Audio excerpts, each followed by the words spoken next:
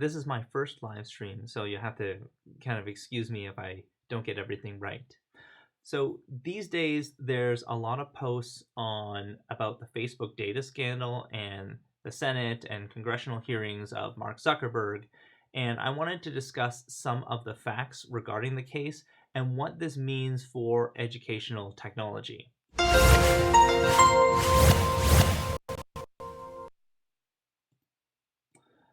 So welcome to Ed on EdTech. I'm a computer science PhD who shares about how technology is impacting the world of education. Now, if that's something you're into, please hit the subscribe button. Now, The Verge did a reflective piece on the three main controversies that are affecting Facebook today that helps fuel the delete Facebook trend. So let's go through that first. Facebook made it too easy for developers like Kogan to get access to their data, to their friends' data, and to share it. And it never informed people that their data had been improperly used. The scandal also came at a time when trust in Facebook has never been lower.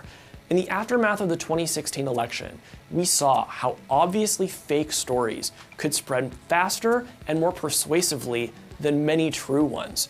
And we learned that Kremlin-linked groups had waged a highly effective misinformation campaign on the platform, in some cases even illegally buying ads. Meanwhile, new research was coming out showing that just browsing the news feed could make you feel worse about yourself, and a group of former Facebook executives came forward and expressed regret about their part in building the social network to begin with.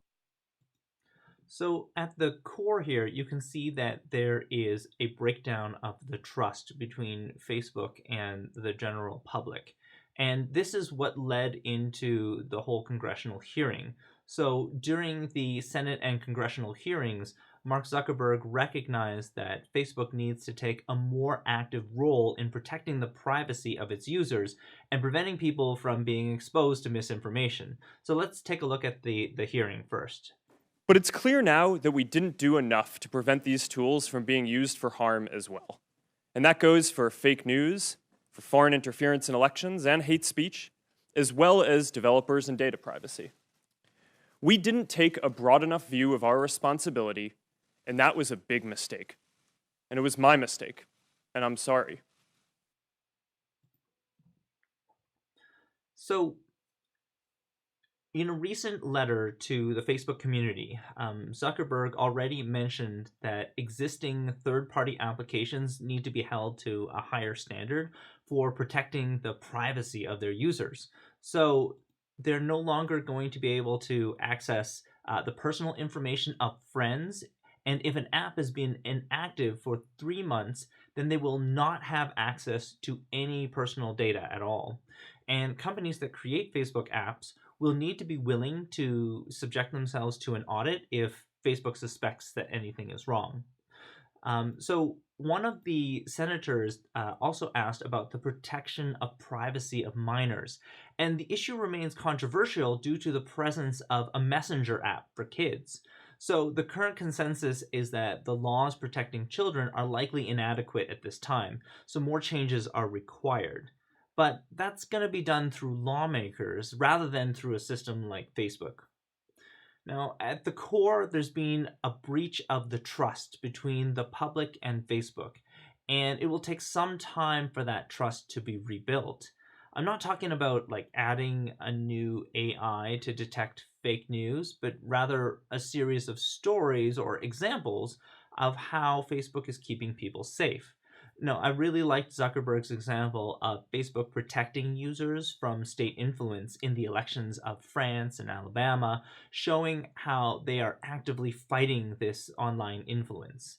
And I think what's going to make a difference is shutting down these organizations in the same way that Microsoft is able to hunt down the individuals creating viral botnets and make them accountable under the legal jurisdiction that they reside in.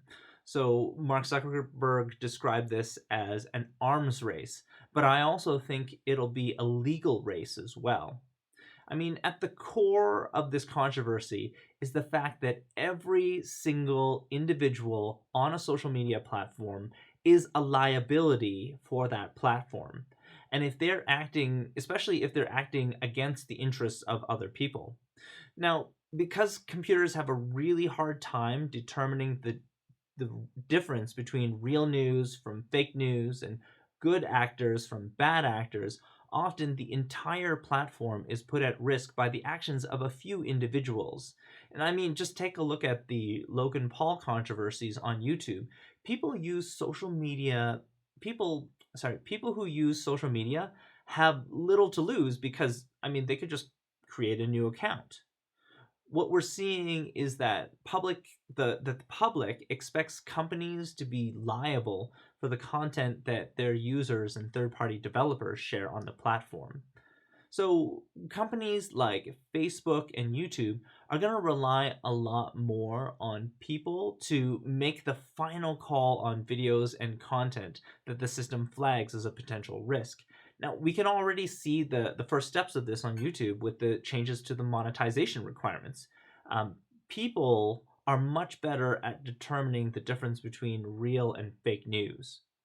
Now, in the end, I'm optimistic that this is going to result in an online social media environment that's going to be safer and more positive environment, particularly for students who use social media. Now, it also means that schools should practice critical thinking in their classrooms. Who knows? Might even lead to a job in the future. Now, I love hearing your feedback. So, if you would incorporate, so tell me how you would incorporate more critical thinking into your instruction. You can add a comment in the chat below, or after the video is posted, you can let me know. Thank you very much.